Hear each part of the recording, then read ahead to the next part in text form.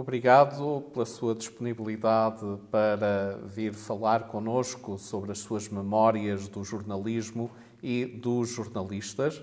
Eu vou começar por perguntas muito simples e a primeira é: qual é o seu nome para registro?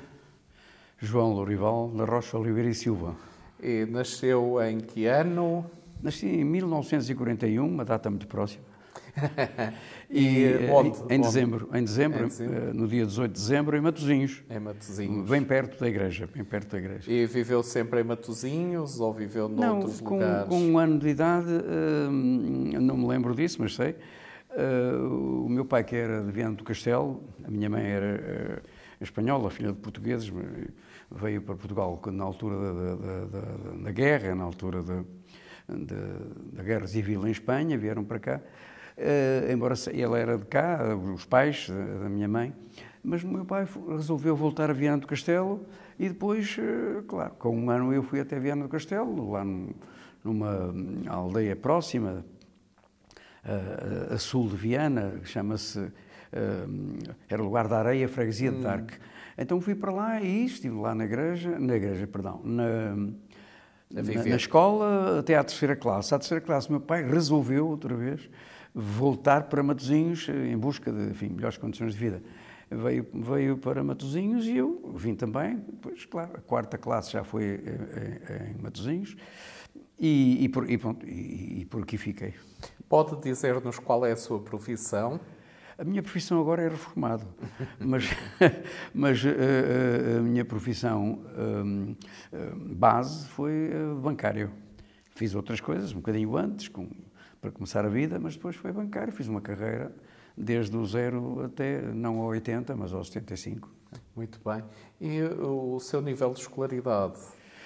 Bom, eu andei na Faculdade de Direito em Lisboa com os meus 30 e tal anos, já tinha 3 filhos e, portanto, fiz algumas cadeiras do primeiro ano com algum sucesso, era à noite, naturalmente. Um dos meus professores, se bem me recordo, foi o atual Presidente da República, Marcelo Rebelo de Sousa. Mas depois a profissão trouxe-me novamente para outras paragens. Eu tive que ir para Guiné-Bissau, com um upgrade, fui como administrador executivo, etc. E, portanto, aí parou. Quando regressei, quis continuar o direito, que eu gostava e gosto, principalmente o direito constitucional, mas não foi possível porque era muito pesado para mim. Eu já vinha com alguns anos, tinha que levantar muito cedo. Continuava a trabalhar, mas ter que ir logo para a universidade, logo de manhã. Tentei, mas não era possível, não era compatível, um esforço enorme. Mas depois resolvi, como estava ligado a uma rádio, de que era sócio e já estava até, fui depois convidado para diretor numa rádio local, a Rádio com Matosinhos, acabei por dizer, bom, e agora como é que eu vou fazer? Eu tenho que tirar uma licenciatura, estou ligado à comunicação social, sou diretor até de uma estação emissora de rádio, então vim parar aqui à Universidade de Fernando Pessoa, cá fiz a minha licenciatura em Ciências da Comunicação, fiz o meu mestrado em Ciências da Comunicação e depois achei que devia completar o ciclo. E então completei com um doutoramento em Ciências da Informação na área de jornalismo. Muito bem. Vamos falar agora um pouquinho do seu contexto familiar, quando era criança e jovem. Qual era a profissão dos seus pais? Olha, em Viana do Castelo, que é o que me lembro, não é? O que foi os primórdios, desde um ano até aos 9, à volta disso, o meu pai era pastor. Já o meu avô eram pastores de cabras, tinham muitas cabras, por acaso não eram deles. Eles é que tratavam das cabras, mas o proprietário era um senhor, que eu me lembro dele, tenho uma vaga ideia, uma memória visual, que era o José Felengas. Felengas devia ser o apelido, que era de Vila Nova Cerveira, ali daqueles arredores, aqueles montes dos Góis, por ali fora. E, portanto, meu pai era pastor, uma cabrada grande, íamos para o monte, eu ia com ele, levámos uma saca, como aquilo que se chama no Alentejo um talego, portanto, uma saca feita de retalhos fazenda, ou o que fosse, não é? O que houvesse à mão. Levávamos uma broa, a broinha lá, e uma malga com uma colher. E o meu pai, durante o dia, quando chegava àquela hora, tinha cabrinhas, né? E, portanto, puxava o leite das cabras para a minha malga e para a dele também, a broinha e tal, e assim passámos o dia, uma maravilha. E então, esses foram os princípios. A minha mãe, nessa altura, estava em casa, mas fazia ali doméstica, não é? Eram tempos difíceis, tempos de vida muito difíceis, grandes dificuldades, mas recordo com saudade e não me importava de repetir e ter a mesma idade, voltar atrás depois. Viveu sempre com os seus pais e depois saiu de casa com que idade? Não, eu saí de casa quando casei. Já cá estava em Matosinhos, naturalmente, com a minha vida instalada. O meu primeiro emprego oficial foi na Câmara Municipal de Matosinhos, eu teria 20 anos à volta disso. E antes tinha feito outras coisas avulsas para ganhar a vida, naturalmente, para ajudar os meus pais, mas depois surgiu um emprego na Câmara. Estive lá quase 3 anos, faltou um mês, salvo erro, para eu poder pedir a licença limitada. Não consegui porque fiz concurso para um banco de capitais franceses, que era o Crédit Franco-Português lá em Matosinhos, que era uma filial do Crédit Lyonnais, um dos maiores bancos do mundo. E tive que ir, porque fui aceito, o concurso foi feito e eu fiquei em primeiro lugar e, portanto, tive logo que ir trabalhar para um banco. Foi aí que comecei a minha carreira bancária, passei por vários bancos, etc. Enfim, até chegar a uma carreira bonita também, como há pouco disse, uma carreira interessante, penso que falei nisso. Saiu de casa dos pais, então, como jovem adulto? Saí, jovem adulto, quando casei. Eu casei com 23 anos. Nessa altura, no dia em que casei, já não fiquei em casa dos meus pais. Como é que descreve o ambiente social, económico, cultural em que cresceu? Bem, eu cresci num ambiente muito pobre, com muitas dificuldades. Os anos 40 e 50, durante os anos 50, eram tempos de grande indigência para a esmagadora maioria das pessoas, não é? E eu não fugi a essa regra, não é? Mas, felizmente, tive muita gente que gostava de mim. Eu era um jovem que vivace, com certeza, jovem, mas alegre, bem disposto, brincalhão, educado, naturalmente. Os meus pais eram humildes, mas exigiam uma educação grande ao seu filho único, que fui eu, porque morreram. Minha mãe teve 9 filhos, faleceu o primeiro, o meu irmão Arnaldo, que eu não conheci, depois fiquei eu e a seguir todos os outros 7 faleceram, rapazes e raparigas, portanto 5 meninas, e dos 4 rapazes só escapei eu, portanto eu era filho único. Mas a minha mãe nessa altura trabalhava há dias nas casas circundantes, de gente que tinha uma vida melhor do que a nossa. Não eram milionários, nem ricos, nem da nobreza, nem nada disso, mas eram pessoas que tinham uma vida boa, e então a minha mãe ia para lá ajudar. Portanto, eu também ia com ela, muitas vezes as pessoas, enfim, essa gente engraçava comigo, e gostava de mim, eu comia lá, etc. Pois, ao fim do dia, os tempos eram tão difíceis que ao fim do dia o que havia que subjava dos pratos dos pratos muitas vezes e das panelas dessas pessoas ia para a nossa casa um bocadinho, que também dava para nós. Eu fui sempre privilegiado nisso, porque as pessoas gostavam de mim e às tantas eu estava mais tempo durante o dia na casa dessa gente onde a minha mãe trabalhava do que propriamente na minha.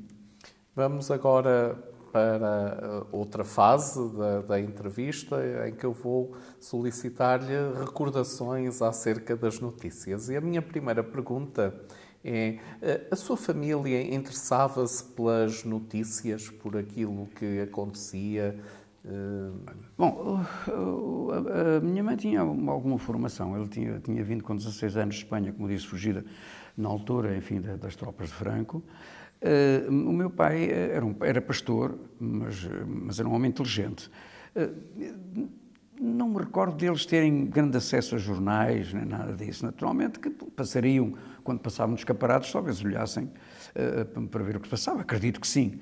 Mas nunca, não fui criado num ambiente em que as pessoas andassem com jornais, porque não tinham tempo. Portanto, não comentavam notícias em casa? Não havia. Podíamos falar um caso ou outro que acontecesse política, ou então uma tragédia qualquer. Eu ouvia os meus pais a falar, aconteceu isso assim, mas não porque estivessem agarrados aos... Mas tinham um rádiozinho pequenino.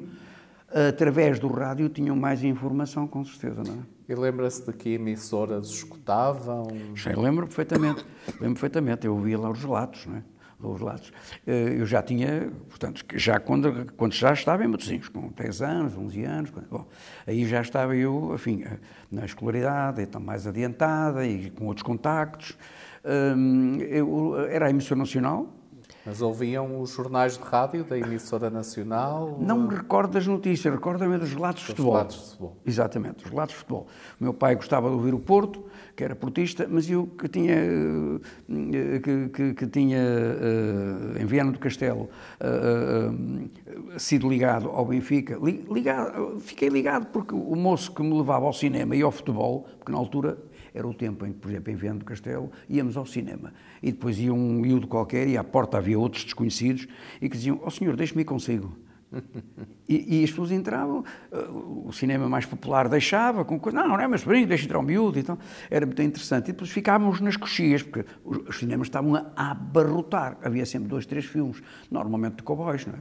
Bom, há uma coisa interessante que me recordo, é que nesses filmes, nessa altura, eu estava ainda em Viana do Castelo, com 7, 8 anos, e antes dos filmes começarem, havia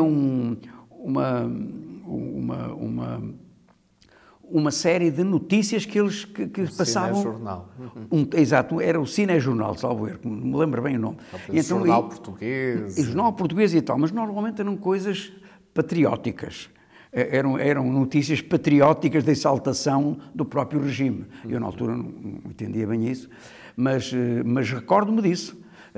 Aí é que eu tinha acesso. Era uma fonte de notícias. Era uma fonte de notícias, exatamente. Portanto, não se recorda de ver jornais, revistas na sua casa? Não. Os meus pais não tinham possibilidades, nem estavam... Eram pessoas que estavam muito dedicadas à sua vida, saíam de manhã, entravam à noite... Não. Então, posso dizer que a rádio foi o primeiro meio de comunicação de que se lembra que teve para consumir notícias sem dúvida. E até depois o cinema. O cinema, claro. No cinema, porque nós íamos, eu ia ao cinema por esse meio. Em Matosinhos já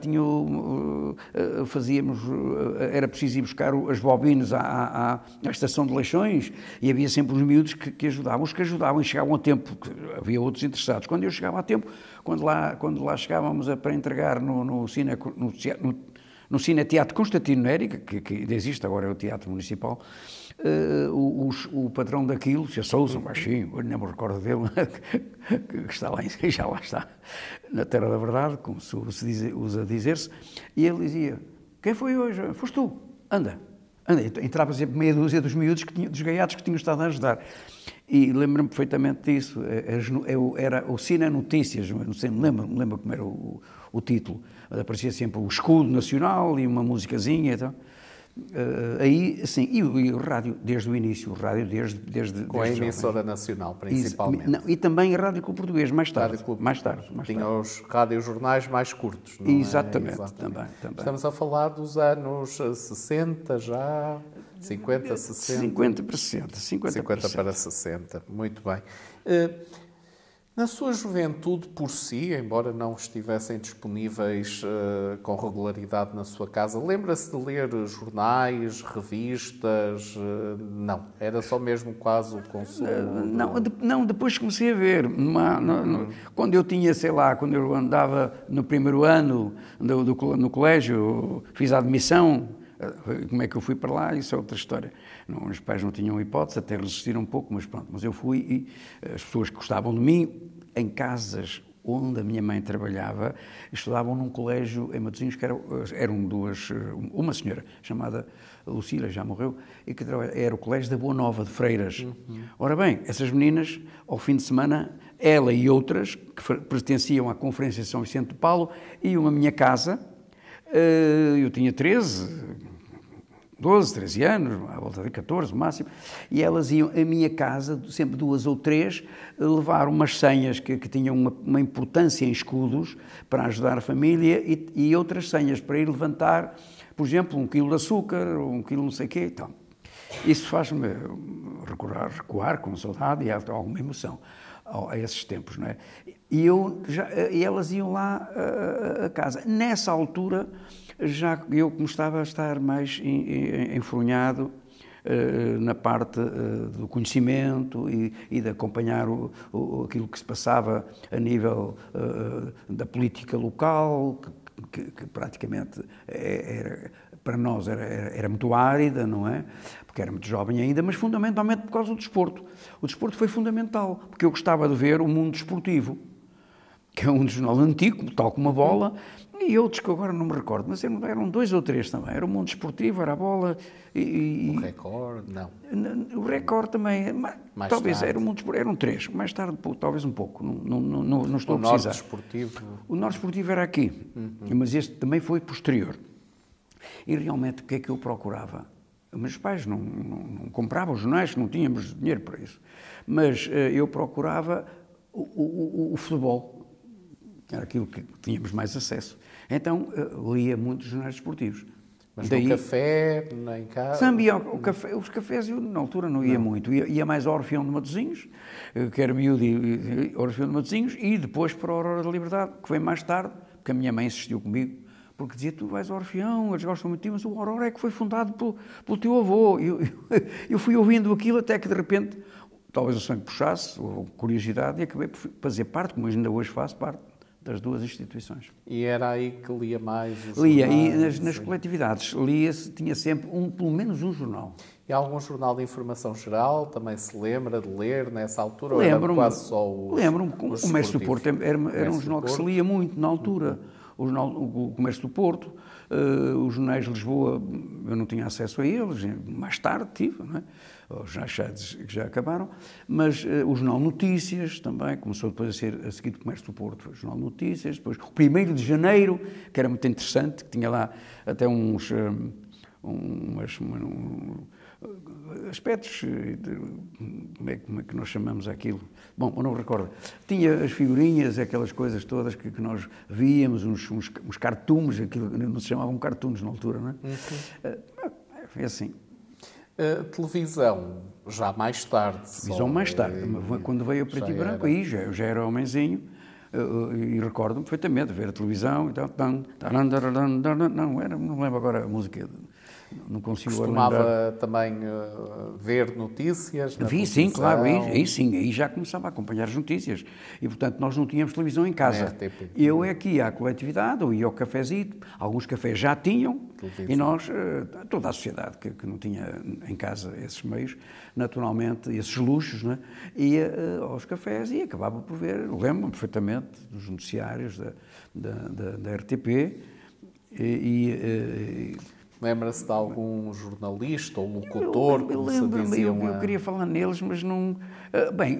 lembro, os do desporto lembro-me bem, que era o Artur Agostinho, famosíssimo, Amadeu José de Freitas, enfim, destes 2 recordo-me perfeitamente. E aqui no Porto era o Rui Brás, não sei se era o Rui Brás, eu até me dava bem com ele, homens da informação, conheci vários, não é? Já depois dos anos 60 e tal, o Varela, o Carlos Silva, que é da emissora de Nossos Reunidos, que era muito escutada na altura, que era ao cimo da Rua da Alegria, a emissora de Nossos Reunidos. Cheguei a fazer lá, faziam lá muito rádio-teatro. Rádio-teatro, exatamente, rádio-teatro. Cheguei a ser convidado, porque já tinha com 18 anos, 17 anos, estava a começar a fazer teatro também lá na Aurora da Liberdade, então era chamado para fazer alguns papeizinhos de radionovelas. Muito bem, muito bem. Da televisão, de programas informativos, lembra-se de algum em especial? Lembro de um programa fantástico que havia, que havia por cá. Ele tinha um mais, mas esse é que nunca mais me esqueci, em que o grande mestre de teatro, António Pedro, para mim o introdutor do teatro moderno em Portugal, para mim, claro, quem sou eu, mas é o que eu penso, um homem com uma experiência brutal, que conheço durante a Grande Guerra, tinha estado em Londres como locutor da estação oficial da BBC, etc. Depois veio para cá. Foi ele o homem que pegou no teatro experimental, o Círculo de Cultura Teatral, teatro experimental, ali na Travessa Passos Manuel, e que fez um dos melhores grupos de teatro, que mantém-se já não com tanto gabarito, mas mantém-se como uma das referências do teatro em Portugal. Ele foi o grande introdutor do teatro em Portugal. Ele, aquilo que nós chamávamos de uma forma, enfim, talvez até não muito apropriada, mas nós as pessoas que acompanhámos, porque ele era o teatro, os métodos de Stanislavski. E realmente ele foi um homem fantástico. E lembro-me desse programa, que era muito importante. Lembro-me de Sousa Veloso. O Sousa Veloso, que era o homem do programa da agricultura. Isso é um programa importante. Isso eu recordo-me que a minha falecida mãe, que tinha alguma cultura, vinha de Espanha e, portanto, nasceu lá e veio com 16, 17 anos, era uma menina prendada, enfim, depois deixou de o ser porque perderam tudo e vieram embora, não é? Fugiram das tropas de Franco e vieram para Portugal. E para Matosinhos, de onde os pais eram originários. E ela própria, às vezes, quando um cafezinho que depois lá abriu, aquela ali, uma merceariazinha com um café, tal, que chamavam-lhe Mata-Porcos, ali na rua do Dr. José Ventura, a 100 metros da igreja, e a minha mãe ia lá ver, sempre que podia, e a hora era propícia, gostava de ouvir o engenheiro Sousa Veloso. E depois também me recordo de outros telejornal. O telejornal, via essas coisas. Quando podia. Depois, quando os cafés começaram já a ter mais espaço e a explorar esse filão, porque as pessoas não tinham, exploravam esse filão para ter nos clientes. Ver o cafezinho. A minha mãe gostava mais. O meu pai, nem tanto. Chegava cansado, havia uns copetos também, que na altura fazia parte, coitado, para esclarecer as agruras da vida e as grandes dificuldades, e esse ia para a cama cedo, porque às 6 da manhã já estava a pé. Lembra-se, na sua juventude, comentava as notícias com familiares, com amigos, com colegas? Sim, mas falávamos muito em segredo. Havia na minha rua, onde eu nasci, também nasceu mais abaixo, um filho dessas famílias que eram famílias da classe média, ou quase, não seriam bem da classe... A classe média atual é até mais poderosa, mas era uma classezinha que nós chamamos uma classe limpinha, a que as pessoas tinham o suficiente para viver e não passavam fome, ainda eram capazes de distribuir com aqueles que a tinham. E um deles era mais velho que eu, 4 anos, é conhecido.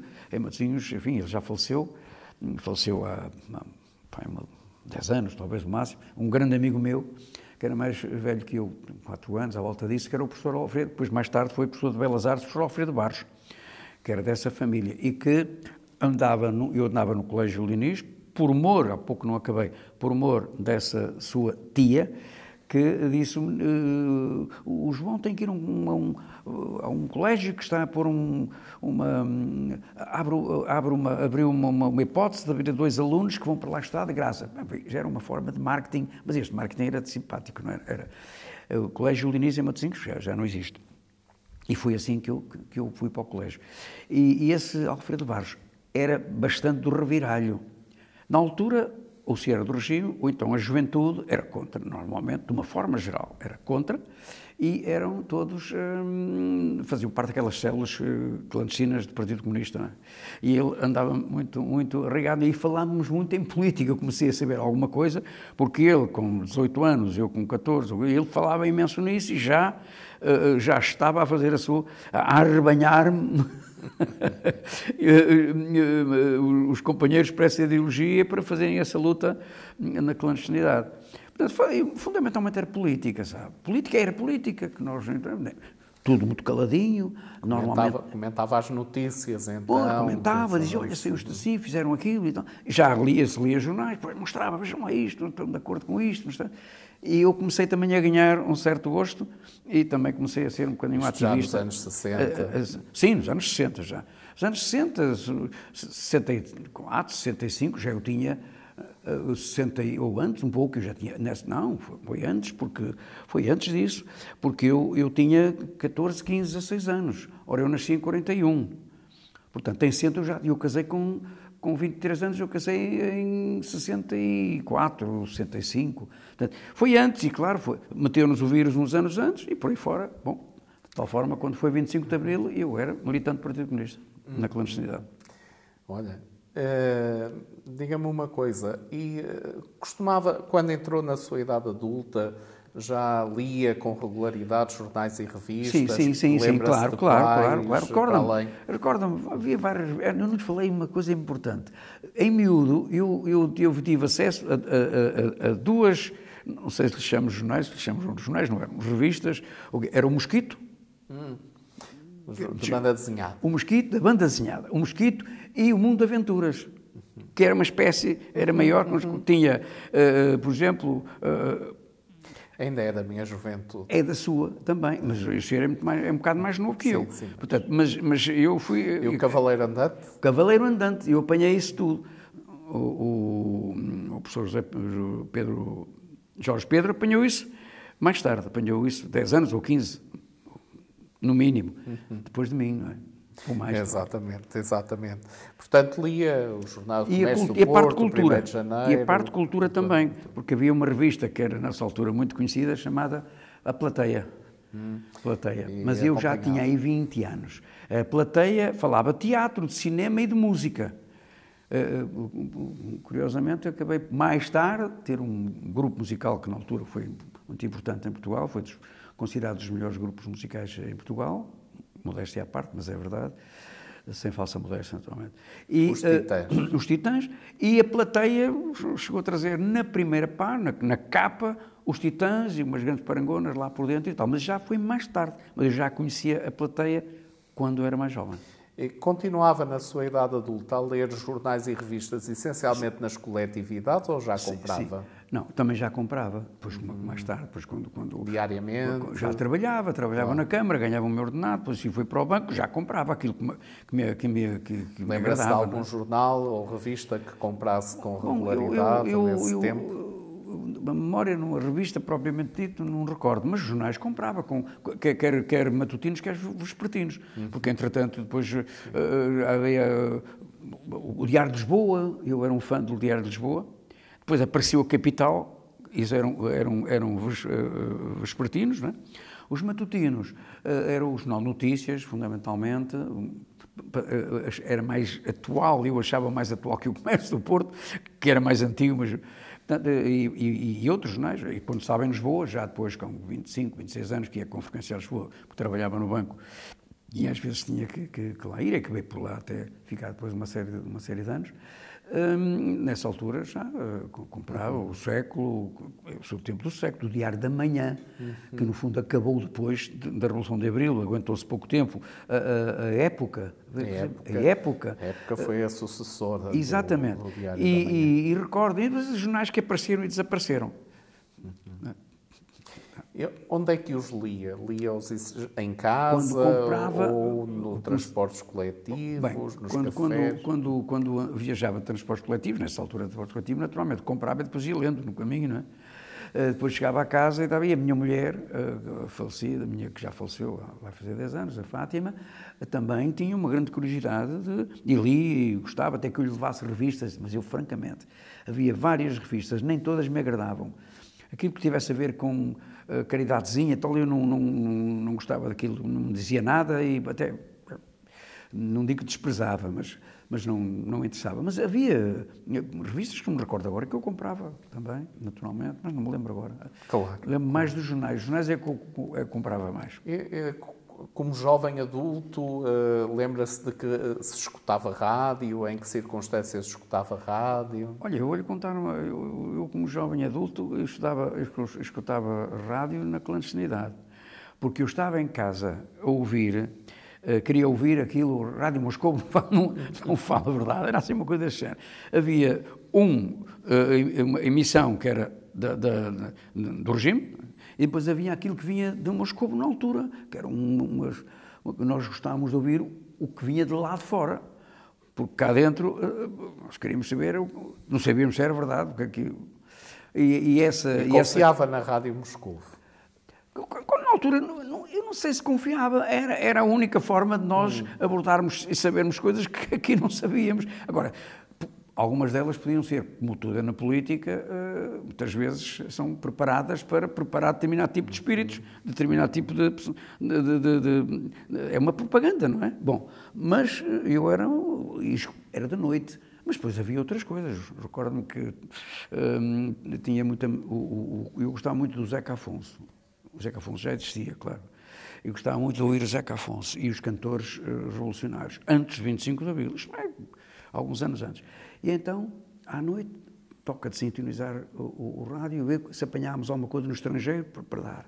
Mas quando isso não acontecia, eu tinha um gravadorzito, que entretanto, daqueles de cassetes maiores, punhamos aquilo e eu recordo-me que estávamos a ouvir, meia-noite, mais ou menos, o Zeca Afonso a cantar, não sei o quê, vai lá virar o dia, aquelas cantigas dele, enfim. E então eu, em simultâneo, em cima do som das letras e da música do Zeca Afonso, eu gravava e tal, o dia vai chegar, a aurora, não sei o quê, e eu gravava, e quando será esse dia, o Zeca Afonso e tal, coisas minhas. E a minha mulher, que tinha os filhos muito pequeninos, dizia-me, olha que não sei o quê, olha que eles têm uma mania, as pizzas, as coisas... Tem uns aparelhos, ouvi dizer que tem um aparelho, captam tudo e entram um pouquinho dentro. Na sua inocência, mas eu ficava um bocado apavorado, dizia, eu acho que eu ia lá para o canto de um sítio qualquer, não, aqui não vão ouvir nada, não, eles têm uns aparelhos, não sei. As rádios nacionais não escutava assim muito? Não, escutava também, a emissora nacional, fundamental, e mais, passei a escutar muito mais o rádio com o português. Escutava os noticiários? Escutava os noticiários, mais do que a emissora nacional, porque já tinha a noção de que a emissora nacional estava muito mais, não era privada, e a outra estação era privada, e eu sentia que era diferente. Íamos sempre ver o que é que podíamos beber, mesmo que houvesse censura, porque sempre alguma coisa... Quando é que entrou a televisão na sua casa? Quando é que comprou, lembra-se, a primeira televisão? A primeira televisão eu comprei quando casei.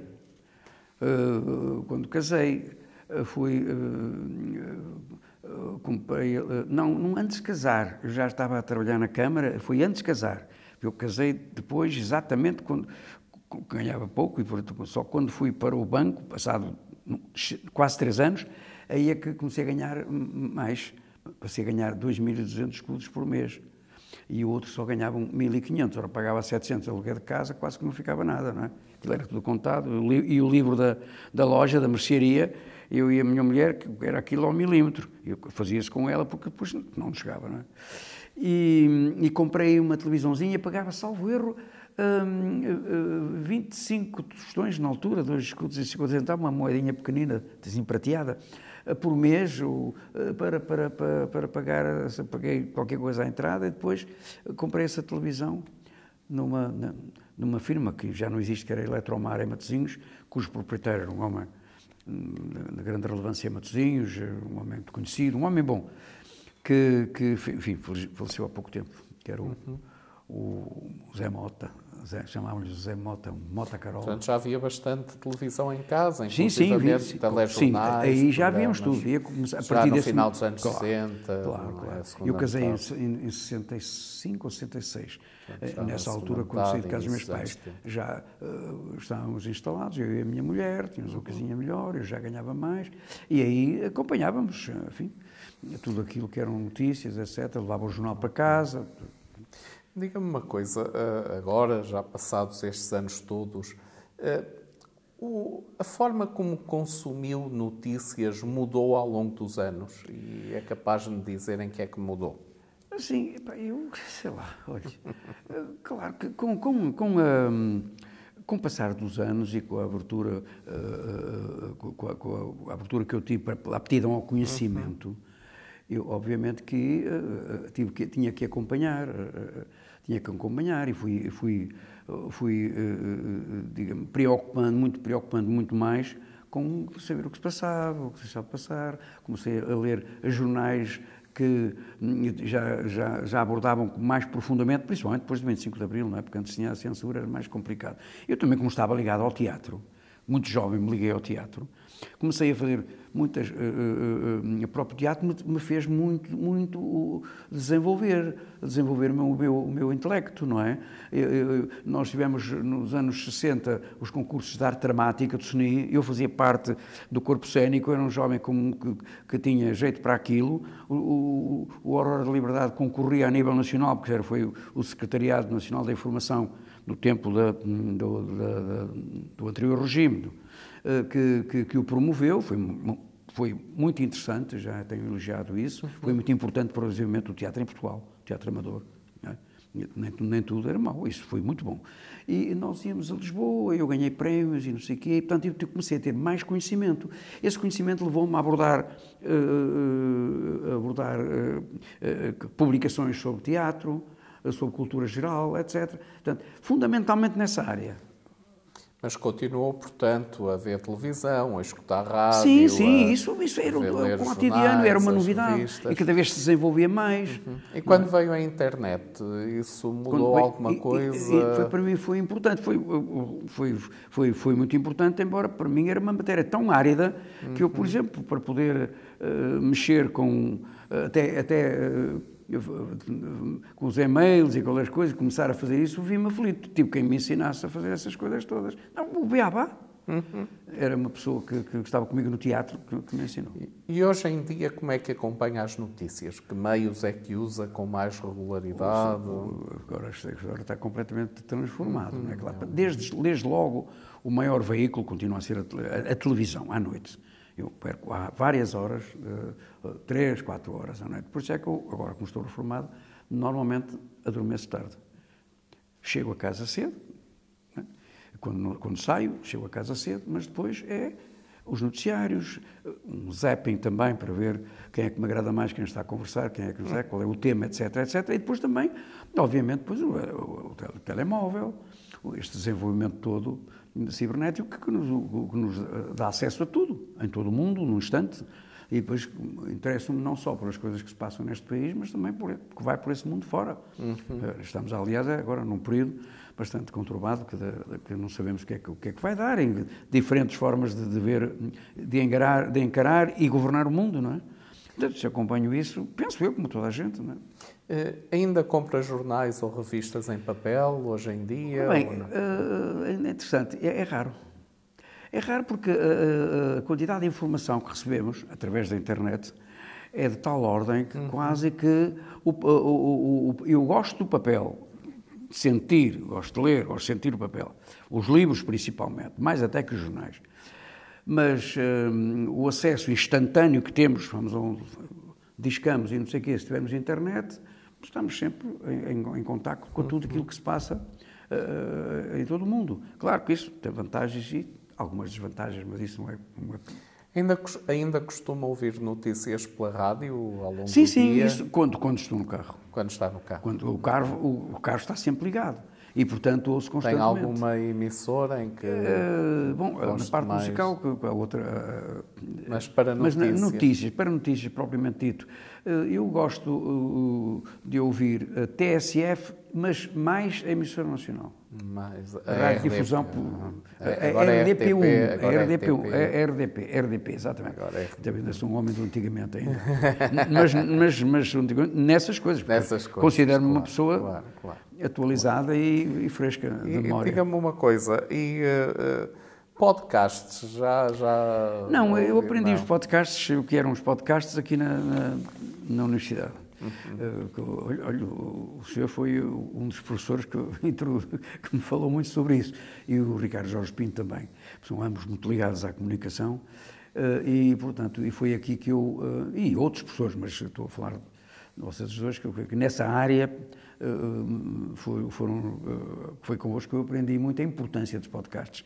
Agora, volta e meia, recorro aos podcasts quando há uma coisa importante que eu quero, que não tive oportunidade de ouvir ou de assistir e ouvir, neste caso, recorro ao podcast.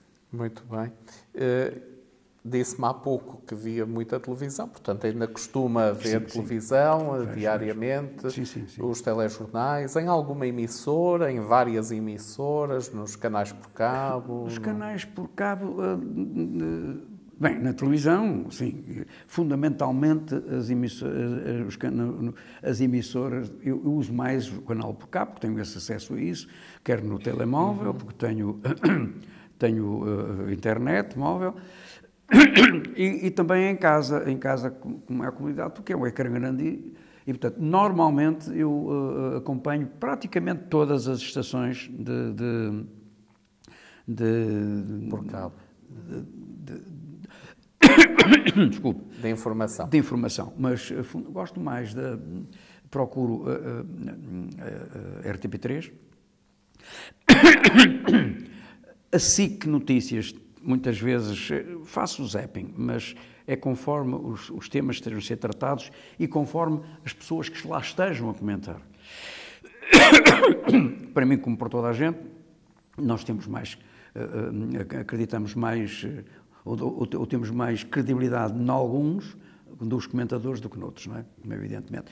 Há estações que praticamente... Gosta dos programas de comentário, muito, de assistir, sim. Os comentários de futebol que ocupam a maior parte do tempo, é uma pena do tempo de antena dessas televisões por cabo, para mim, tirando um ou outro, há um ou dois que são razoáveis, o resto é tudo a mesma coisa, é palha.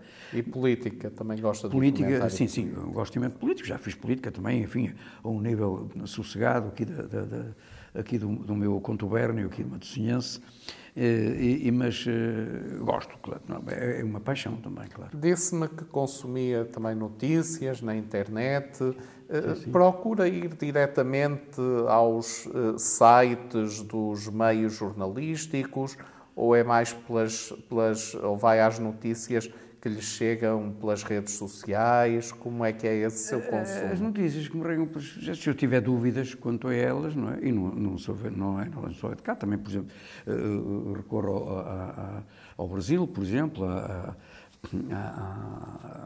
Globo, e não só...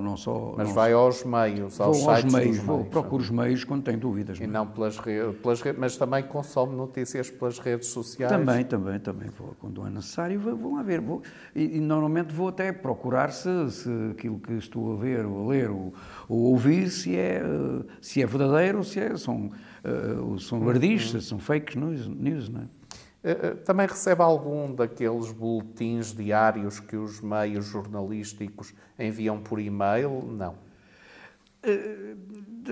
Não sei se está a referir às newsletters. Newsletters, sim, isso tenho algum contacto, isso principalmente de empresas que querem, por exemplo, a Câmara de Matosinhos tem a sua newsletter, os sindicatos também têm a sua newsletter. Mas de meios jornalísticos, os meios jornalistas também costumam mandar diariamente alguns? Vejo, sim.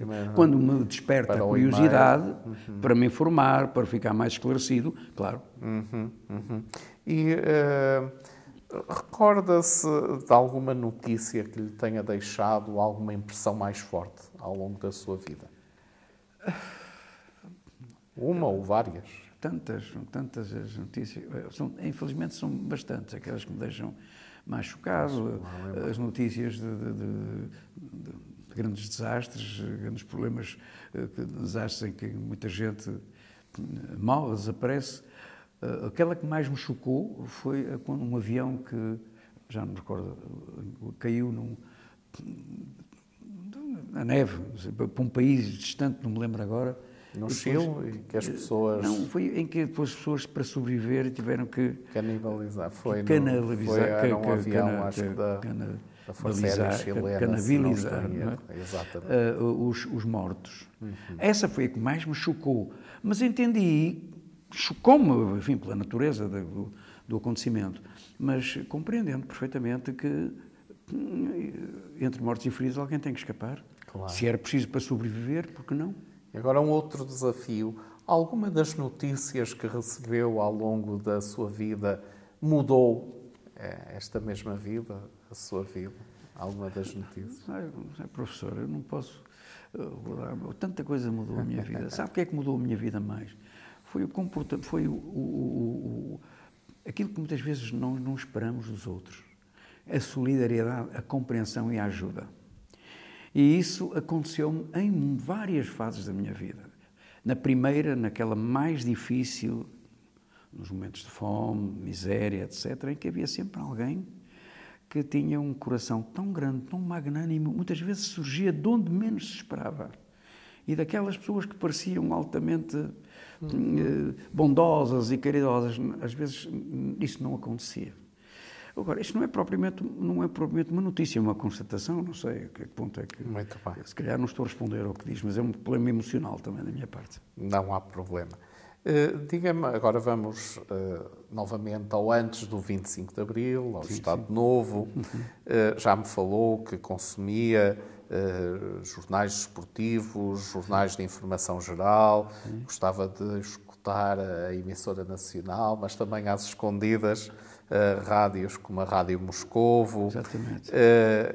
Confiava nos meios de comunicação social portugueses no tempo do Estado Novo? Não muito, porque quando comecei a ganhar consciência do que era, a vida e do que era o regime, vendo a miséria que havia, vendo meu pai sem trabalho, a ter que ir carregar touros, que na altura não havia, na estiva, não havia aquilo que estes meios que agora há, guindastes, etc. Era o corpo humano que tinha. O meu pai era pouco maior que eu, do meu tamanho, assim, franganito como eu sou. E tinha que ir para a doca carregar touros. Chegava lá, para a estiva, como chamava lá, e havia um capataz, o senhor da cajueira, quem é? Precisava de 7 ou 8, olhava para eles, conforme se conhecia ou não conhecia, tu, e os outros tinham que ir para casa. Quando meu pai não ficava e chegava a casa, escorçoado, triste, porque naquele dia não ganhava. E não havia nenhum tipo de subsídios, nem para a saúde, nem para coisíssima nenhuma. Isto é falar a verdade. E eu tinha muitas dificuldades. Porque sabia um problema qualquer do hospital, o meu pai e a minha mãe pediam para eu ir a dar-me um mercadinho, conhecia lá o senhor Alberto, que era o empregado da junta, e pediram um atestado de indigência. Portanto, como é que eu podia acreditar tudo aquilo que sabia, o que se passava? Meu pai era legionário, era da Legião Portuguesa.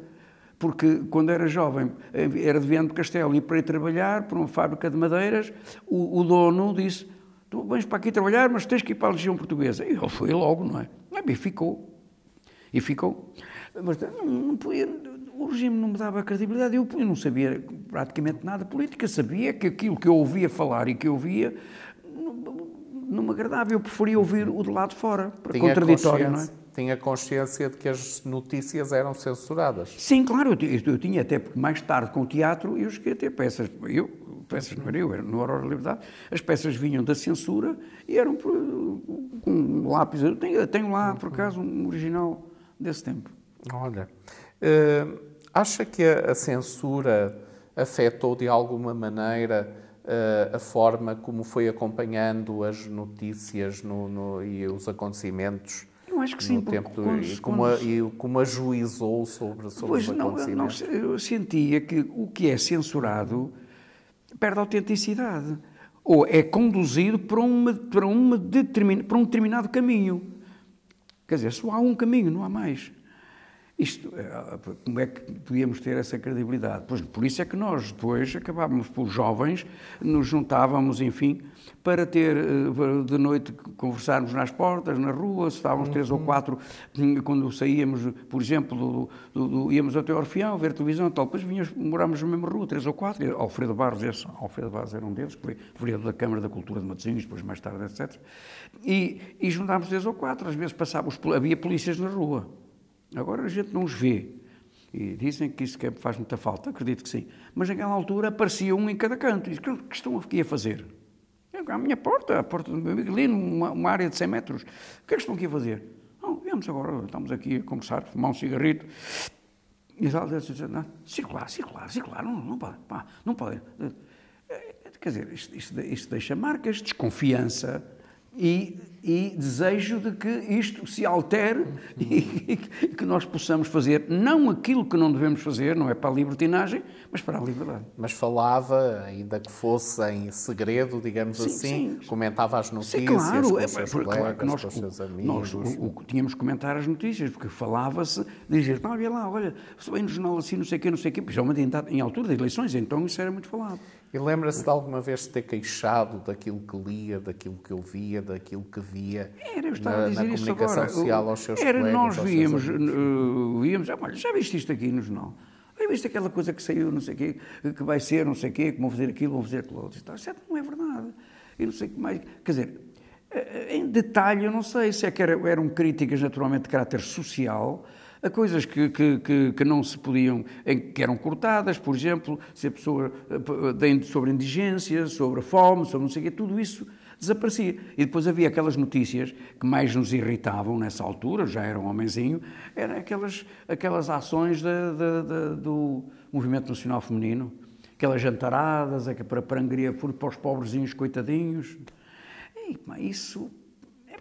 É possível que isso favorecesse algumas pessoas, mas acho que favorecia muito mais a vaidade e a imagem de quem proporcionava isso e vivia lautamente. Não passava frio, não passava fome, tinha bons carros, Eu para ter calçado, muitas vezes,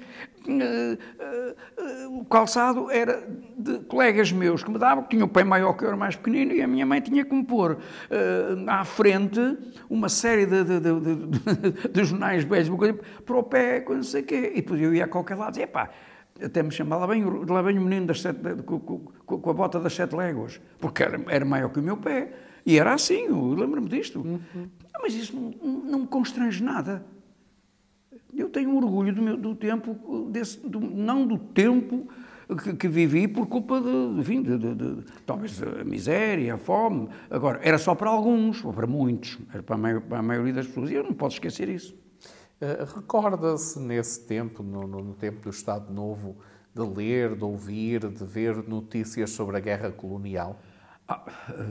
Não, o que eu vi, isso era praticamente impossível. Era sempre a exaltação do patriotismo, os soldados que vão para a guerra, que vão não sei o quê, que estão a defender a pátria, a bandeira, até havia cantigas nesse aspecto. Havia, Zé Ninguém, que és militar, não sei o quê. Portanto, eram textos e frases e poesia, versos, para a exaltação do nacionalismo. Portanto, não eram notícias rigorosas, na sua opinião? Claro que não eram rigorosas. Era propaganda do regime. O regime precisava dessa propaganda. Para além da guerra colonial, lembra-se de algum outro acontecimento importante que tenha acompanhado pelos meios de comunicação, pelo jornalismo, durante o Estado Novo? Assim, alguns acontecimentos marcantes? Não é francamente, é possível que haja, mas agora não me ocorre. Eu, aliás, um aspecto que eu fui, quando estive na escola primária, com 10 anos, 10 e 11, eu era da Mocidade Portuguesa. Isso recorda-me bem. Recorda-me bem da inauguração tinha eu 11 anos, da inauguração do mercado municipal, era o Carveiro Lopes, já faleceu, já claro, tinha que ter falecido, era o general Carveiro Lopes, que até era uma figura simpática, nem sei se era muito simpático para Salazar, mas era uma figura simpática, até havia alguma tolerância, apesar dele ser um homem do regime. No mercado municipal estava na primeira fila e do outro lado estava o Carveiro Lopes e a exaltação de um homem, por acaso, que era meu conhecido, mais velho, e que viva Portugal, viva Salazar, viva o Carveiro Lopes. Eu tinha 11 anos, mas lembro-me dessas coisas. Eu era da Mocidade Portuguesa, recordo-me de irmos no 1º de dezembro, saíamos da escola da Mocidade, todos em coisa e tal, com aqueles calçõezinhos e tal. Eu cheguei a ser chefe de esquina. Chefe de quina. Chefe de quina. E depois eu estava quase comandante de castelo, mas era baixinho, se calhar. Mas eu não sabia o que era aquilo, mas eu sei que não me fez mal, não é? Atenção. Fizemos íamos para a Serra da Estrela fazer acampamentos. Há peripécias interessantes, mas não são para aqui chamados, porque eu gostava daquilo. Aquilo não me fez mal. Mas, na verdade, eu também não sabia que aquilo tinha nada a ver com a juventude hitleriana, que depois, mais tarde, vinha saber. Mas, para mim, foi bom. Íamos para o cinema, para o cinema Cristineiro, que era lá sessão, cheio de miúdos e tal. E cada vez que passávamos, íamos pela rua e tal, com o comandante Castelo ao lado, e nós ali, e depois quando passávamos por uma bandeira, como qualquer, olhar à direita, e a moto esticava o braço. Mas isso, eu sabia lá. Olha, a mocidade para mim foi interessante. Jogava ping-pong, não sei o quê. Mas lembra-se de algum acontecimento, por exemplo, a chegada do homem, da humanidade à Lua? Isso lembro-me disso. De ter acompanhado? Sim. Bem, isso na altura houve muita gente que não acreditou. Eu lembro-me que muita gente dizia que aquilo que era tudo... foi o primeiro, o Gagarin, olha, eu não me lembro já o nome dele. E lembra-se também, por exemplo, se calhar certamente, aí já de acompanhar os êxitos europeus dos clubes portugueses, nomeadamente do Benfica. Isso, naturalmente, acompanhei. O Benfica foi o primeiro a ter esses êxitos europeus fantásticos, não é? Recorda-me que quando Portugal ganhou, do Benfica, eu vi isso no Salão do Aurora de Liberdade, que era na Rua Vito Capelo, que mais tarde até foi um banco português Atlântico. Fomos lá e víamos o futebol, como aquilo era muita gente, já não dava para o bufete. Foi na sala, a televisãozinha, nós a vermos, recorda-me, contra o Real Madrid, que ganhou o primeiro, e no ano seguinte, ou 2 anos depois, ganhou novamente ao Barcelona. Recordo-me disso perfeitamente. Muito bem. Vamos agora ao 25 de Abril. Eu gostaria de lhe perguntar se lembra de ter acompanhado os acontecimentos de 25 de Abril de 74 pelos meios de comunicação. Recordo-me perfeitamente, eu estava em Lisboa, morava em Lisboa. Quais foram? Morava em Lisboa. Nessa altura, eram os jornais fundamentais em Lisboa. Eu tenho até alguns ainda guardados em casa, era o Século.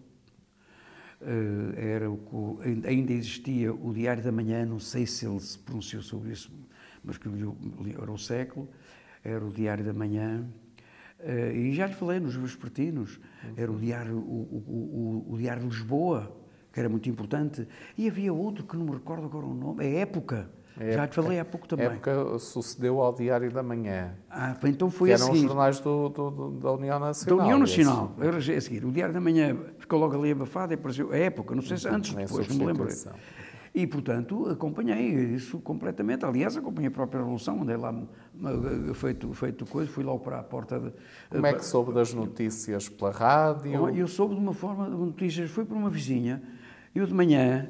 A minha mulher, eu morava em Oeiras, a minha mulher levanta com os filhos pequenos e tal, levantava cedo, havia uma carrinha que vinha buscar os miúdos para ir para o colégio, que eram 4, 5 anos, havia lá um colégio. Então, nessa altura eu estava em Lisboa, no banco, minha vida já estava melhor. Em casa própria, comprei um andarzinho e tal, a pagar ao banco e tal. E quando a minha mulher chegou à varanda, vinha sempre em frente, morava num bairro lá de Lisboa, de Oeiras, e a vizinha disse: Vizinha, Fatinha, hoje não há carrinha para a escola. Uma distância como aqui para o fundo desta um bocadinho mais, porque tinha uma praça. Não, porque não vem, porquê? E ela disse isto: caiu o telhado da escola.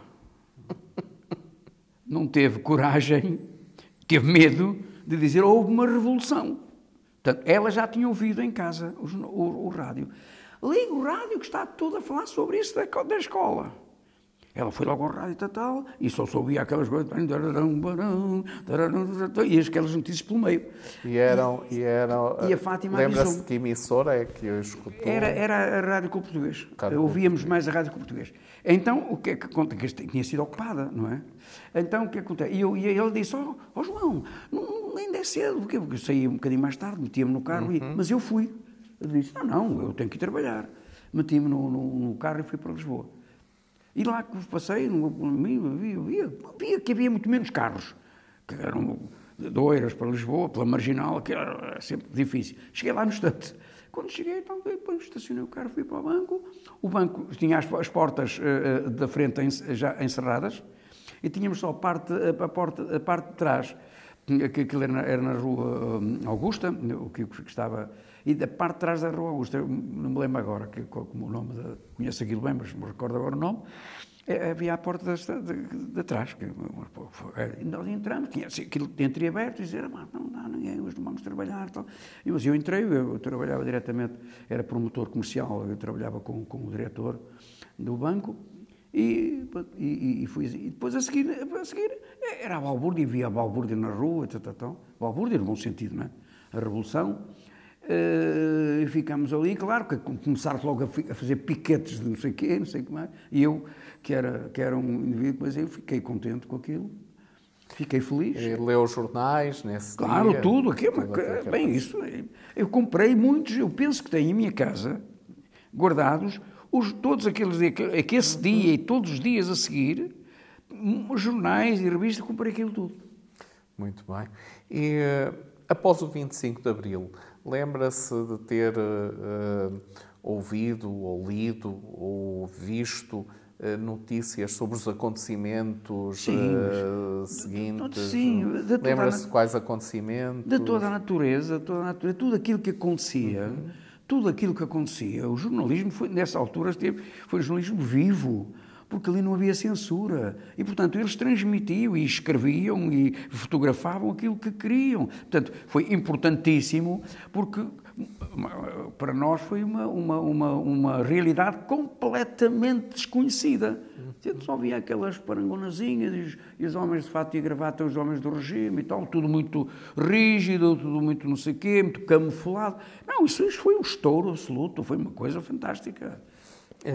Mas teve consciência de que havia luta ideológica entre os meios jornalísticos. Havia naqueles dias não, nesses primeiros dias não há. Mas depois não havia. Depois começou a ver o jornalismo, começamos a ver que havia, eu já tinha alguma, na altura não sei se já estava na faculdade em Lisboa, não me lembro, mas penso que sim, foi nesse período. Já aí, foi nesse período, recordo-me que foi mesmo nesse período. Portanto, comecei a notar, porque já tinha consciência das coisas, não é? Conhecimento também, algum, que havia jornalismo de facção. Começava a aparecer, não foi logo a seguir, passado pouco tempo. O jornalismo de facção, por exemplo, apareceu logo a Vera Lagoa, mais tarde um bocadinho com o Diabo, mas depois apareciam uns jornais que eram mais, que esclareciam mais de umas coisas e outros esclareciam de outras. Começava a haver algumas contradições de natureza político-partidária. Mas o período pré foi muito complicado, o período revolucionário, o período revolucionário em curso, como é que chama? PREC, não é? PREC, período revolucionário em curso. Período revolucionário em curso. Isso aí começaram a ver a consciencialização do ponto de vista político, porque quando foi 25 de Abril foi um dique. Um dique, quando rebenta a água, espirra por todo lado, favorece muitos campos e estraga outros, não é? Claro. E lembra-se, por exemplo, de casos como o do jornal República? Sim, o assalto, a ocupação da Rádio Renascença. Sim, a ocupação da Renascença e tal. Isso para as partes mais radicais da Revolução. Porque, sabe, eu não sei se devo falar nisto, mas posso falar porque eu já não tenho nada a ver com as minhas ideias antes do 25 de Abril. Estão muito mais reformuladas, os anos também passam, etc.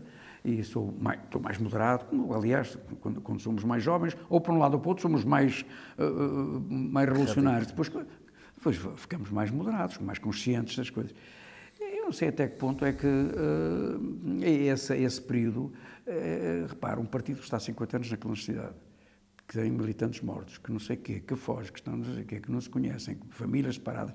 Quando isto aconteceu, de certa forma, mesmo sendo uma minoria, acabam por tomar conta de tudo, nos primeiros tempos. Mas depois as coisas vão... Claro. Depois o tempo vai corrigindo os exageros, naturalmente. Não é? Confiava nas notícias nesse período do PREC? Sim, mas completamente. Não me recordo assim de nada que dissesse que isso é mentira. Não. Agora, depois, mais tarde, as coisas começaram a ser diferentes.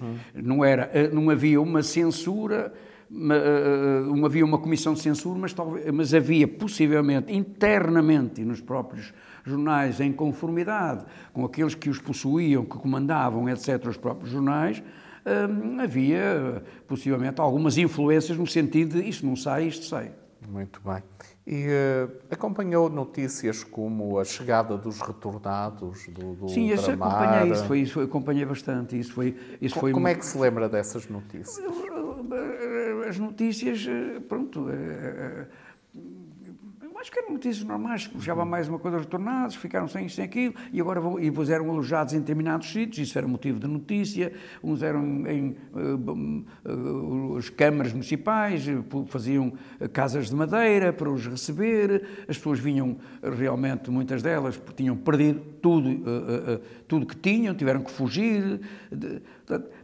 As notícias procuravam retratar isso, mas aí já havia a tal, não digo censura, mas o tal cuidado de alguns jornais ou de algumas fontes de informação não serem tão puras. E diga-me uma outra coisa, aqueles acontecimentos marcantes, o 11 de março, 28 de setembro, 25 de novembro, acompanhei bem isso. O 11 de março eu acompanhei, eu lembro-me, acompanhei como se fosse um movimento contra-revolucionário, de uma facção do exército que queria liquidar a revolução. Na altura eu estava completamente pela revolução e recordo-me disso, aviões no ar, etc. Aquilo foi tenebroso. E depois eu recordo-me que foi em Monsanto, salvo erro, foi em Monsanto. E eu saí de casa, a minha mulher não me queria deixar sair, eu escapei-me e com aquele... disse, não, eu sou do povo, eu tenho que participar, eu tenho que ir, se morrer, morri. E andei, recordo-me ter ido para perto de Monsanto, fui o quarto, depois deixei, e andar naquelas fraldas, que não é montanha, mas é aqueles altos, aqueles montes à volta, de andar ali de rastro e ouvir os tiros por um lado e por outro, chegar a casa todo sujo e não sei o quê, e recorda-me disso. E recorda-me perfeitamente que... Portanto, viveu mais esses acontecimentos in loco do que propriamente os acompanhou pela eu estou a falar na noite, okay. Mas depois, no dia seguinte, os jornais inundavam isto, uns com umas tintas mais carregadas do que outros, claro. Havia umas tintas mais carregadas, rádio e televisão, mais a vermelho, outras não eram... Também acompanhou pela rádio, pela televisão? Sim. Estava em cima do acontecimento, estava em Lisboa. Sim. E lembra-se de que emissoras é que usou para... Nessa altura, eu não me recordo bem, mas eu penso que as emissoras sempre, a Renascença, quando a Renascença depois de ser ocupada, que foi uma coisa que foi muito complicado, voltou, portanto, a ter a sua força plena e tal. Não me recordo se nessa altura, se calhar até terá sido uma consequência do ataque à Renascença que o 11 de março aconteceu. Penso que foi, não sei se estarei aqui a fazer um salto temporal de um lado para o outro, mas penso que não. Acompanhou o processo de adesão de Portugal à Comunidade Europeia, pela comunicação social? Acompanhei fundamentalmente pela intervenção de Mário Soares, que era uma referência, não é, para mim, na altura. E quais foram os meios de comunicação que acompanhou esse televisão fundamentalmente, e rádio, como eu disse, porque eu andava muito automóvel. Era a televisão em casa, ou a televisão, se tivesse o jantar em qualquer lado, tivesse uma televisão, mas fundamentalmente em casa, aos fins de semana mais.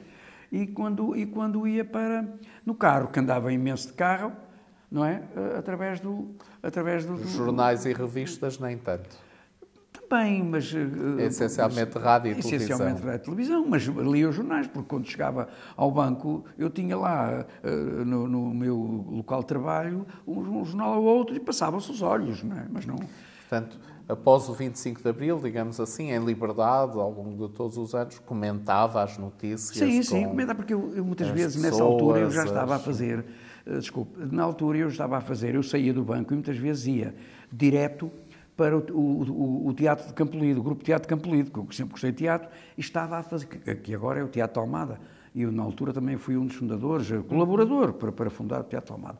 Portanto, estávamos a fazer teatro e eu chegava lá às 7 horas para começar o ensaio de teatro. Ora, nós, depois comíamos qualquer coisa à volta entre as 7 e as 8, 8h30, íamos comer qualquer coisa ali ao lado, à Valenciana, que era em Campolide, que não sei se ainda existe, um restaurante porreiro, de gente daqui do Minho, E, portanto, e ainda por cima, esse grupo de teatro de Campolide era dirigido por um homem que tinha sido o chefe de redação do século, um homem do Jornal do Século, um homem muito culto, e jovem, mais jovem que eu, uns 10 anos por aí, que era o Joaquim Benite, e que foi um homem fantástico no teatro, etc., que era um homem do Partido Comunista.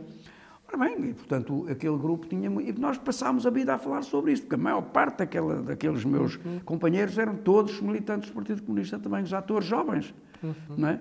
E eu, nessa altura, ainda estava no MDB-CDE, ou isso, ligado ao Partido Comunista. Muito Só bem. mais tarde é que me afastei, quando houve a invasão, isto não interessa, mas é só histórico. Quando a União Soviética invadiu o Afeganistão, eu questionei internamente o partido, as pessoas com quem lidava. E eles disseram, não, desculpa, isto é o contrário exatamente daquilo que eu sempre ouvi falar. Bom, então eu estou aqui a mais. E foi nessa altura que eu mandei uma carta, é preciso ter coragem nessa altura. Disseram, não faças isso, vais ser perseguido. Eu disse, não, eu nunca tive medo, já não tinha medo antes. Portanto, e podia fazer coisa. Não sou anticomunista, acho que eles fizeram um trabalho brilhantíssimo durante importante e com derramamento de sangue de familiares, etc. Mas depois, entretanto, alterei, achei que não era correto. E agora sou uma pessoa moderada, aquilo que se chama um democrata de raiz. Portanto, usou então essencialmente rádio e televisão. Rádio e televisão. E lembra-se de ter acompanhado alguns dos grandes acontecimentos internacionais pela comunicação social, após o parte final do século XX, o início deste século. Sim. Lembra-se de quais acontecimentos? Século XX, bem, do século XX, eu nasci no século Não, no fim do século XX, após já... No fim do século XX. Sim, lembra-se, por exemplo, da queda do Muro de Berlim, de acompanhar pela comunicação social. Acompanhei. Tanto acompanhei que fiquei tão entusiasmado que acabei por lá ir, não é? Acabei por lá ir. Portanto, ver as notícias levou-o exatamente, se eu não soubesse, não visse a televisão, eu não lesse, despertou uma curiosidade, lia tudo que havia sobre isso e disse, não, eu não posso ficar aqui parado, eu tenho que conhecer, vou a tantos lados, mais um lado menos outro, faço um bocado de poupança e vou e fui. Estive lá, até numa zona fantástica que é onde tem a homenagem ao Holocausto, aquele parecem grutas, aquilo assim, à superfície, não sei se já é uma coisa que me impressionou bastante. E estive lá no muro, para um lado, para o outro, tenho lá, tirei fotografias, até comprei um bonezinho, aquela coisa redonda com uma coisa vermelha que usava, que é para recordação, que era do tempo, portanto, na Alemanha Oriental, eles vendem do lado de lá, e do lado de cá também vendem, que é aquelas bonés com a coisa do Partido Comunista. Eu não uso isso, como é evidente, eu nunca usei, mas é uma recordação.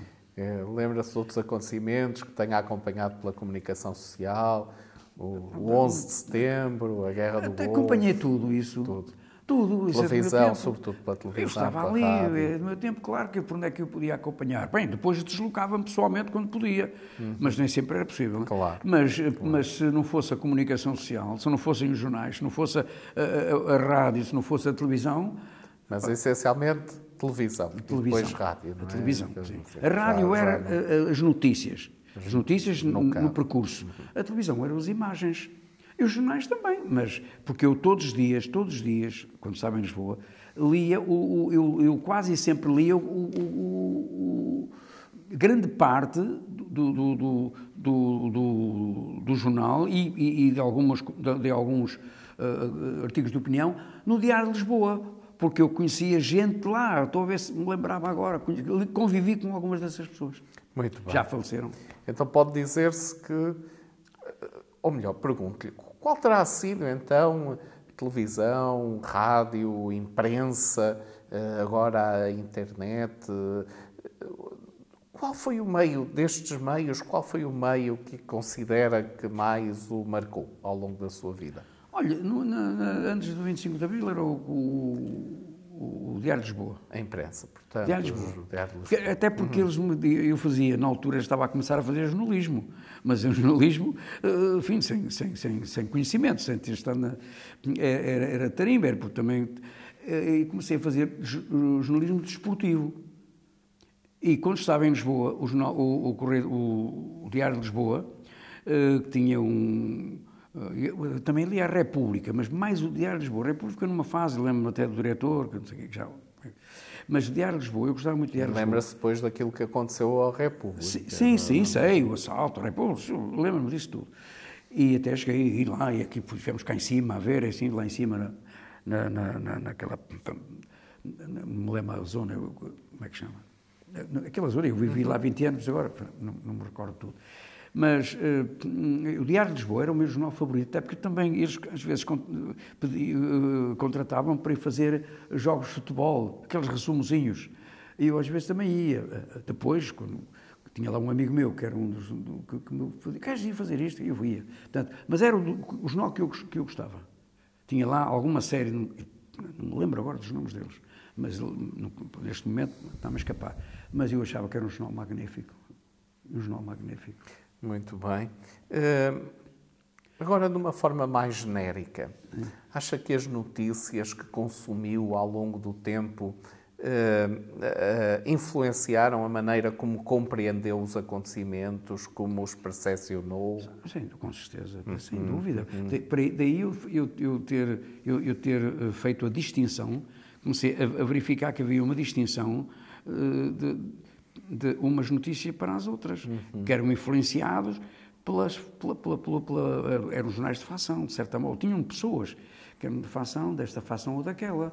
Havia, naturalmente, nessa altura, enfim, até que as coisas se desenvolvessem, havia a facção. Eram os comunistas e depois eram os outros. Em todo lado, mesmo no Alentejo. Quando eu cheguei lá para trabalhar no banco, em 1976, em plena Revolução, em Avis, que era o centro da Revolução. Foi o centro, para mim, foi o centro da Revolução. Foi Avis. Eu estava lá, um jovenzinho ali, fui mandado para lá para meter aquilo na ordem, ou aquilo que estava lá internamente no banco, e consegui. E isso foi importante para mim. Eu recebia os clientes, os comunistas, e recebia os outros. Havia só duas fações, os comunistas e os outros, como aliás aconteceu na Fonte Luminosa, quando o Mário Soares foi lá fazer aquele grande comício que alterou completamente a política no país. Foi aí que houve uma decisão. De um lado era o Partido Comunista e do outro lado eram os outros liderados por Mário Soares, porque todos os outros que não tinham até coragem para dizer o que é que pensavam, se uniram, se foram dar força ao Mário Soares e ao Partido Socialista. Agora Portanto, digamos que as notícias também influenciaram a forma como recorda hoje os acontecimentos. Acha que ao ler, ao ler, ouvir, ler... Sem acesso ao conhecimento, neste caso ao jornalístico, o que é que eu podia dizer? Nada. Ou pouco. Podia dizer uma série de vacuidades. Portanto, foi através da leitura, que é fundamental, do conhecimento dos jornais. E quando nós lemos, ouvimos as notícias, lemos os jornais, ouvimos na rádio os comentadores e os noticiários, e depois na televisão, etc., tudo esta panóplia de dados, se nós não tivermos isto, o que é que pensamos? Só pela nossa cabeça, o quê? A cabeça está cheia de nada. Portanto, podemos dizer que as notícias são importantes para si. Muito importantes. Quem não acompanhar as notícias, não quero ler isso porque não sei o quê, não.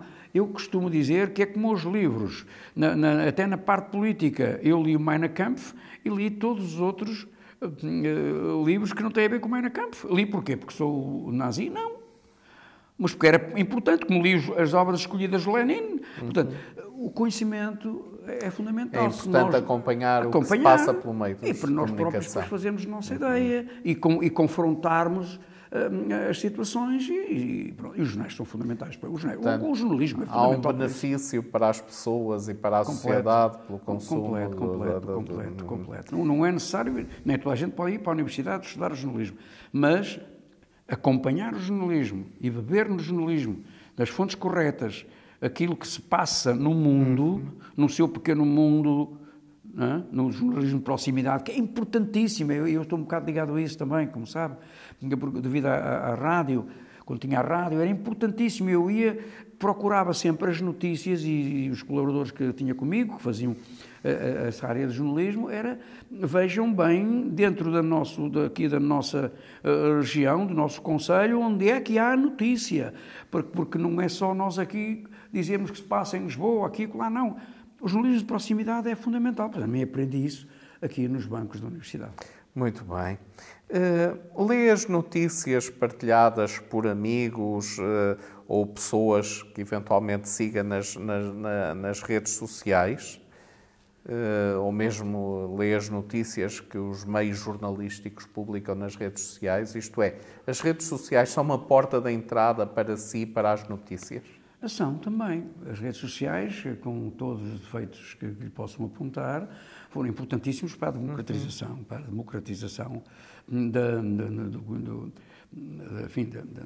do conhecimento das pessoas e para ganharem força e coragem de serem capazes de dizer até, coisas que muitas vezes não lembram o diabo. Mas isso é fundamental. Mas mas agora já está um bocadinho... Já leu notícias nas redes sociais que tenham sido partilhadas por pessoas ou por entidades que desconhece? Sim. E desconfia delas? Bom, nós atravessamos um período onde a desconfiança tem que ser permanente devido a que isto está agora, o mundo está a mudar, realmente.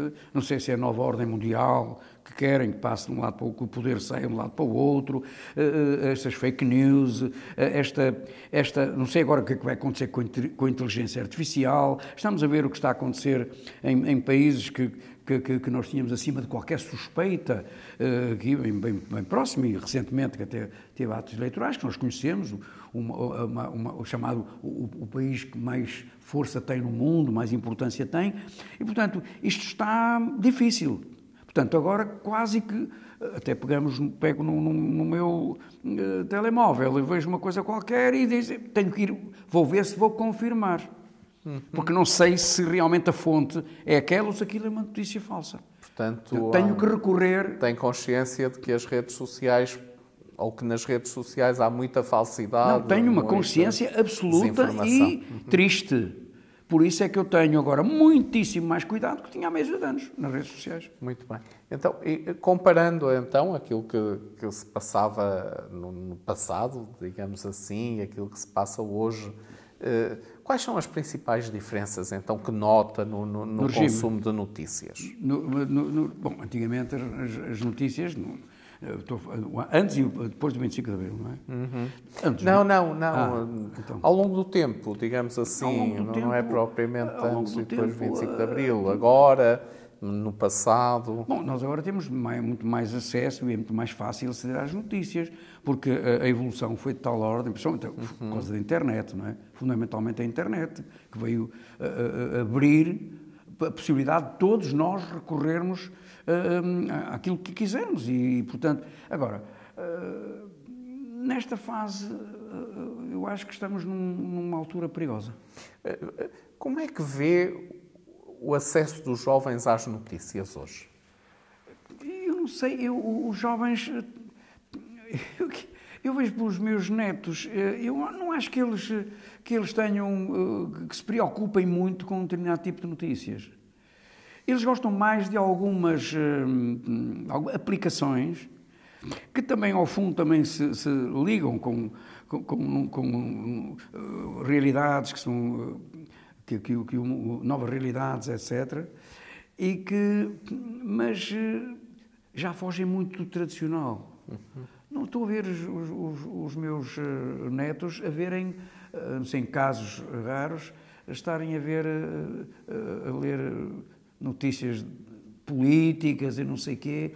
Eu acho que há um grande desprendimento. Eles preferem o entretenimento, muitas vezes, e até, sei lá, por exemplo, os TikToks e não sei o quê. Isso aí eles são ótimos para isso. Não sei se isso também é uma forma de notícia, ou poderá ser, enfim, em alguns Seguem casos. Mais os influenciadores digitais do que meios jornalísticos, exatamente, não é? Exatamente. Ligam mais aos meios digitais e saem do que aos meios jornalísticos. É preciso que o jornalismo reganhe a credibilidade que tem em determinadas épocas. Depois vai de repente parece que sai de moda. Portanto, o jornalismo já teve mais credibilidade e mais aceitação teve mais do que hoje. credibilidade. Pois, exatamente. Nós vemos agora o que acontece, por exemplo, com o Twitter e o que acontece com o próprio Facebook, em que podem publicar e acham que isso que é que está certo. Cada um pode dizer o que quiser. Pode insultar, pode vilipendiar, pode fazer o que quiser. É essa a nova política que vem do Norte da América, não é? Sem juízo de valor para um país, que é um grande país, mas enfim, é aquilo que a gente vê. Quando vê, por exemplo, um dos altos dirigentes do Twitter, um homem que dizem que é o mais rico do mundo, não sei se é, eu nunca sei, não sei se a Madre Teresa de Calcutá não seria mais rica do que ele, pelo menos de espírito, enfim, e de bondade, etc. Mas quando vê fazer aquele gesto que nós vimos no outro dia, com aquela cara de ódio e de terror, de uma cara horrível, que eu vi ele fazer aquele gesto brutal, aquela cara, o que é que nós podemos pensar? O que é isto? Para onde é que nós vamos? Mas em relação ao jornalismo, continua a confiar no jornalismo e, em particular, no jornalismo português e nos jornalistas portugueses? Eu acredito no jornalismo português, não na sua generalidade, porque vejo em alguns jornais, fundamentalmente na televisão, pessoas que estão a comunicar, e que também é uma forma de jornalismo, e é mesmo, não é? E que, francamente, não merecem nenhuma credibilidade. É possível. Eu não sei se, por exemplo, se é jornalismo aquilo que faz, por exemplo, as aplicações se é jornalismo, não sei. Também é uma forma de jornalismo. A sua confiança no jornalismo e nos jornalistas aumentou ou diminuiu ao longo do tempo? Não, neste momento, nestes últimos anos, destes últimos tempos, posso dizer que creio menos no jornalismo. Não na generalidade, atenção. Eu sei muito bem, as pessoas que eu conheço é que são bons jornalistas e que, quando abrem a boca, não é para mentir nem para mistificar. Continua a ler jornais e revistas em papel? Sim, a revista tenho até uma coisa engraçada. Muitas vezes nós não temos dinheiro, porque não queremos gastar dinheiro em revistas. O que acontece? Normalmente, depois recebemos num package qualquer, tenho recebido muitas vezes, determinado tipo de notícias e de análises jornalísticas. E quando são 30 ou 40 páginas, ou 50, ou não sei o quê, vou a uma gráfica, enfim, num desses shoppings que tem isso, e pergunto quanto é que custam aquelas fotocópias de um lado e do outro e tal, e depois pôr ali uns grafozinhos, e já tenho algumas dessas notícias para depois ver com calma, porque não posso ver ali na altura, mas depois ficar... Continua a usar a imprensa, usa a rádio, usa a televisão, isso sim, completamente. Usa a internet, completamente, agora muito. Usa tudo. Que razões é que pode dar para usar a imprensa, a rádio, a televisão e a internet? Cada um deles. São os meios fundamentais que eu tenho ao meu dispor, não é? Quer dizer, se não usar a imprensa, se não usar a rádio, se não usar a televisão, há outros meios, mas só tenho que comprar enlatados. Portanto, há vantagem em consumir esta diversidade. E estar em cima do acontecimento, porque muitas vezes os enlatados são aquilo que são gravados, depois vendem uns coisinhos, mas não me parece que...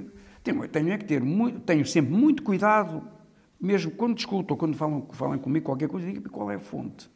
Eu tenho cuidado de verificar as fontes. E tenho a preocupação fundamental isto parece-me, faço o meu raciocínio, parece-me um absurdo isto. Será que isto é mesmo assim? Ora, então, nessa altura, vou fazer uma busca, uma investigaçãozinha pequenina, porque nem se chama investigação, mas é uma busca, a ver se encontro outro tipo de informação que contrarie ou confirme aquela que estou por em jeito de balanço, como é que vê a evolução do jornalismo em Portugal desde a sua juventude até ao tempo presente? Bem, eu acho que isto se desenvolveu bastante. Antigamente tínhamos meia dúzia de órgãos de comunicação social, enfim. Isto não. Os meios tecnológicos foi uma revolução absoluta. Agora, o problema e que me preocupa, de um ponto de vista jornalístico, e já aqui foi falado, ao fim e ao cabo, acabamos por nos repetir, é que realmente há uma certa... uma evolução, que está, principalmente nos últimos anos, uma evolução que me parece mais especulativa. que não me parece autêntica, que me parece mais comercial, que me parece mais ligada a grupos económicos que dominam e querem e colocam os seus órgãos de comunicação social, qualquer que ele seja, num determinado rumo para defender, para alcançar os seus interesses. É o que eu penso. Muito bem. Deixe-me só perguntar-lhe mais 2 ou 3 coisas para antes de encerrarmos. Acredita que o jornalismo de hoje cumpre o seu papel na sociedade e mais ou menos do que no passado? Eu penso que exatamente por esse clima de facção e de interesses exógenos das empresas, endógenos das empresas que dominam o jornalismo, eu penso que poderei dizer que perguntou-me se era mais credível ou menos credível, foi não. Se cumpre o seu papel na sociedade? Eu acho que não cumpre tanto o seu papel, porque é uma mistificação e há, de certa forma, uma deriva, não digo totalitária, mesmo comparando com o jornalismo que se fazia no Estado Novo? Não, isso não. O Estado Novo era aquilo e aquilo mesmo. Tínhamos que comer aquela sopa todos os dias. Agora não, agora as sopas têm várias nuances e pode haver uns hors d'oeuvres à volta e tal. Portanto, cumprirá mais, então? Cumprirá mais, mas está em deterioração, na minha opinião, perigosa. Muito bem. Para finalizar, gostaria de acrescentar algo mais, algo que eu não lhe tenha perguntado e que considero que é importante falar sobre isso? Eu acho que me fez perguntas a mais e eu não soube responder a todas. Isto não é uma questão de saber responder, é uma questão de obter um testemunho. Exatamente, certo, mas está bem, mas este testemunho... Não tem a ver com saber ou não. Eu mudei essa palavra, vou dizer testemunho. Não consegui ser muito bem, muitas vezes. Não, acho que foi muito bem. Não alcancei o procedimento de desidrato que pretendia, mas na realidade... Não, pelo contrário. Mas na realidade eu falei aquilo que toda a gente diz, a frase como aquilo que me vai na alma. Não é bem só. É também a realidade, a minha vida ao longo dos anos e, digamos que a comparação entre aquilo que era, aquilo que foi sendo, aquilo que é agora, aquilo que não devia ser. Por exemplo, aconselho aos jovens a consumirem os meios jornalísticos. Qualquer jovem que não leia, e a criticar, que não leia, seja o que for, mas livros fundamentalmente, e livros, jornais, acompanhar o que se passa ao seu redor, não está a fazer, não está a ter a função efetiva que devemos ter. É mais um da massa e não é mais nada. Portanto, é preciso que cada jovem acompanhe as coisas, se instrua, se esteja atualizado, tenha sentido crítico para poder intervir na sociedade de uma forma correta. Só assim é que as sociedades evoluem. Muito obrigado. Foi um enorme prazer. O prazer foi meu. Muito obrigado. Pelo seu testemunho. Sempre ao dispor.